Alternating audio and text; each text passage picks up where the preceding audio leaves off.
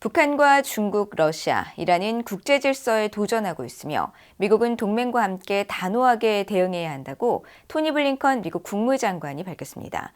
백악관은 북한이 인신매매 피해 방지를 위한 최소한의 기준을 충족하지 못하고 있다면서 북한을 비인도주의 지원 금지 국가로 지정했습니다. 조은정 기자가 보도합니다.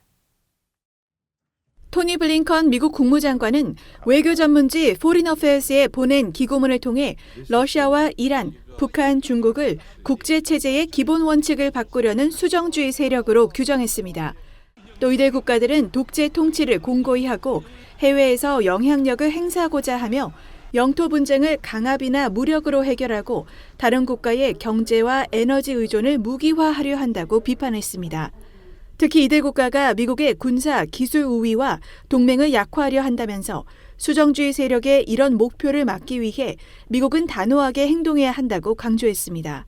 블링컨 장관은 특히 북한에 대해 미국이 외교적 압박과 군사 태세를 강화했으며 북한과 직접 대화할 의지가 있음을 밝히면서도 북한의 협박이나 전제 조건에 굴복하지 않을 것임을 분명히 했다고 밝혔습니다.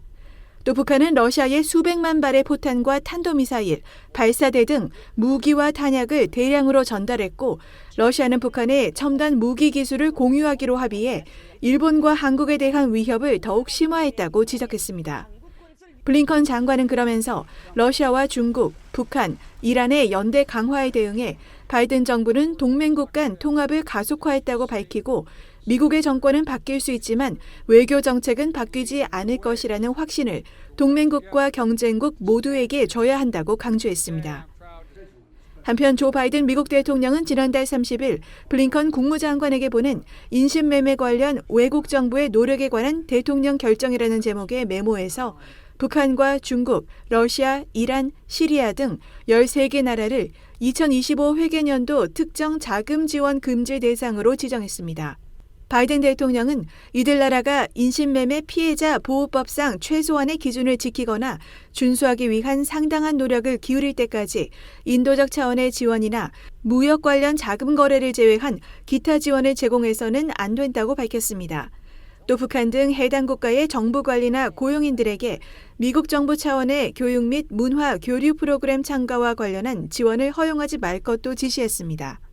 아울러 다자개발은행과 국제통화기금 IMF의 미국 대표들에게 북한과 중국, 러시아 등에 대한 자금 대출이나 기금 활용을 하지 못하도록 최선의 노력을 기울일 것도 주문했습니다. 미국이 인신매매 근절 노력 부족 등을 이유로 북한을 정부 지원 금지 대상으로 지정한 것은 이번이 22번째입니다. VOA 뉴스 조은정입니다.